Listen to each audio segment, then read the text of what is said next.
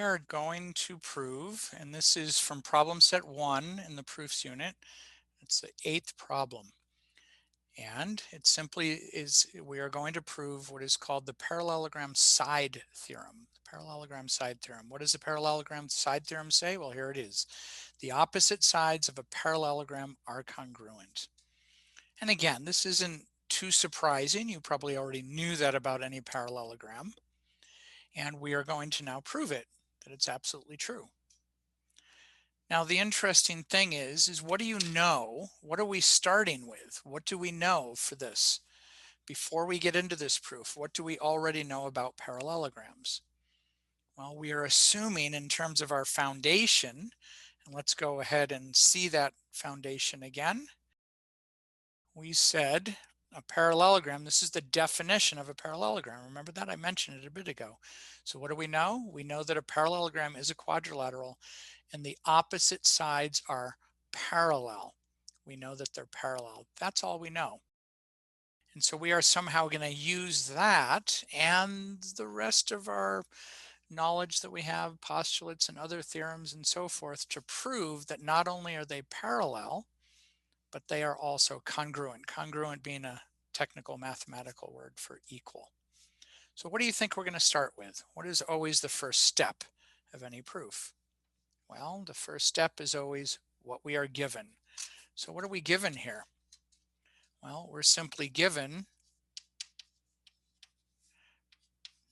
parallelogram. I'll abbreviate it like that, ABCD. And that's it. So there's the drawing. We're given this drawing. You could have just said given the drawing. That would be fine. So now that we have our given, one of the bits of information that we can use is from the definition of the parallelogram. What is by definition true with the parallelogram? Well, we know the opposite sides are parallel. We know that. So I can therefore say that AB is parallel to CD, and I can say that BC is parallel to AD. So hopefully that's going to be helpful. But now there's got to be something of an insight. What is the special insight that we can somehow gather from this? What are we going to do? How is this going to work? Well, here's the insight. I'm going to work with triangles. Each proof has like a special little insight that makes it possible. And in this case, it's dividing the parallelogram into two triangles. Let's see what that brings us. And by the way, what did I just do? I just drew the line. So the next thing I do is I'm going to draw BD. What allows me to do that? Do you remember? Well, that's postulate 1 from Euclid. And I'll write that as postulate 1 then. Oops, I forgot this. What allows me to say this, that the opposite sides were parallel? That's the definition of a parallelogram. I'll abbreviate that there. I think I'm going to need some more steps here. So I'm leaving some space there. So what allowed me to do step 2? I start with a given. Step 2, I can say because of the definition of a parallelogram says opposite sides are parallel. I've now divided it into two triangles. And now what do I know? Can you tell how is that helpful? Well, here's an interesting question. Do you see what's happening there? I have two parallel lines, opposite parallel lines here, and I have what's called a transversal, a line cutting through them. If these two lines are parallel, what can I say? Well, I've got all kinds of angles that I can work with now, don't I? And so I'm going to use this angle here. I'll call that angle 1, and I'll call this angle 2. And I know that angle 1 is equal to angle 2. Why is that? I can look at it here. What allows me to know that? Well, that's alternate interior angles. Do you remember? Do you remember alternate interior angles? Sometimes I call that the Z theorem. Alternate interior angles. And so therefore I can say angle 1 is congruent to angle 2.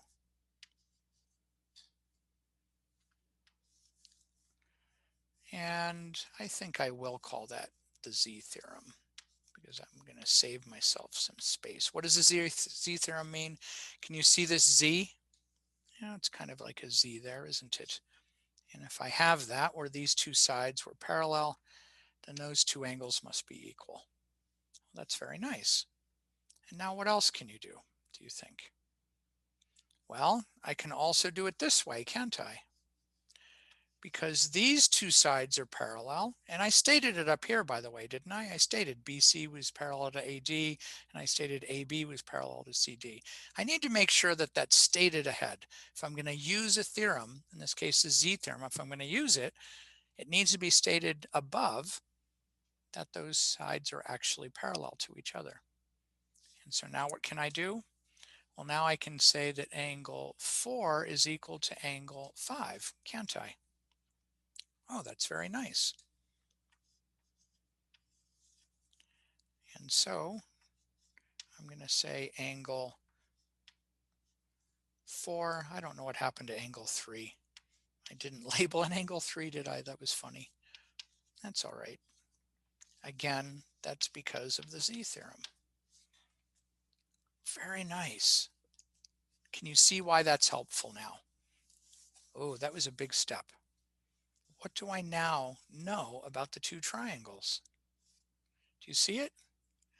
Well, I know that this angle, angle 1, this side, and this angle, number 5, this angle, this side, and that angle is equal to this angle, number 2, the same side, and this.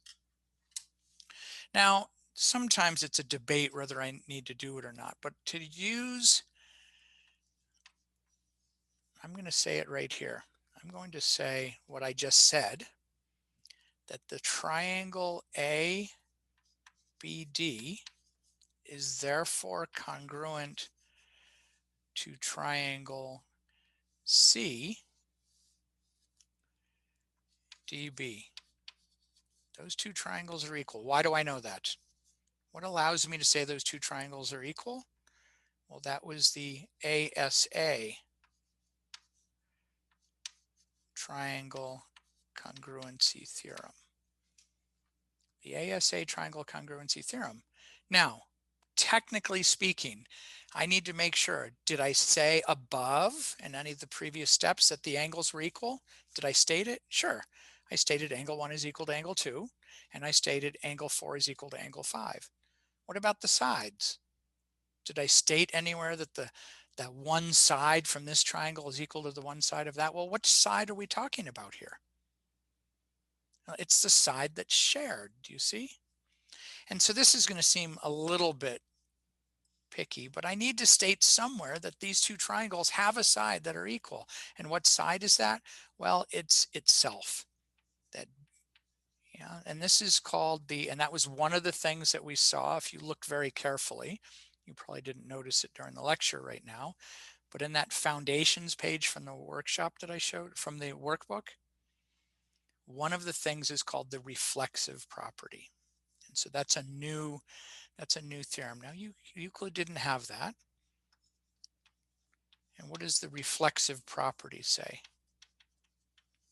The reflexive property says anything is equal to itself. Kind of seems silly, doesn't it? Like, why do I need to say that? And I'd say the reason why I need to say it is because if I'm going to use a triangle congruency theorem, then I want to make sure. If I'm using ASA, then I need to see the two angles that are equal, the two angles that are equal, that's AA, and the sides that are equal. And in this case, the side was equal to itself. And there it is. Now I know the two triangles are equal. Why was that important to know that the two triangles were equal? Well, because guess what? If the two triangles are equal, if the two triangles are congruent, then it must be that all of their sides and angles are congruent. It must be that their sides and angles are all congruent. And what am I interested in for this theorem, the parallelogram side theorem? I want to know that AB is equal to CD, and I wanted to know that BC is congruent or equal to AD. And that was my goal And what allowed me to justify that step? What allowed me to do that? Well, if the triangles are congruent, that's what step 7 says. Because of ASA, I know the two triangles are equal, and therefore, well, if they are congruent, then all their sides and angles must be equal. And this is a very common one. So remember this one. This is the definition of congruent figures. What does that mean? Definition of congruent figures. Well, what are congruent figures? A figure is just a shape. And if two particular shapes or figures are congruent, then it must be, by definition, it must be all their sides and angles are equal. That's how I knew that they were congruent here. And because I know they're congruent, then that means their sides must be equal. And I can put my little 3-dot symbol. That means therefore. And then I can say Q, E, D.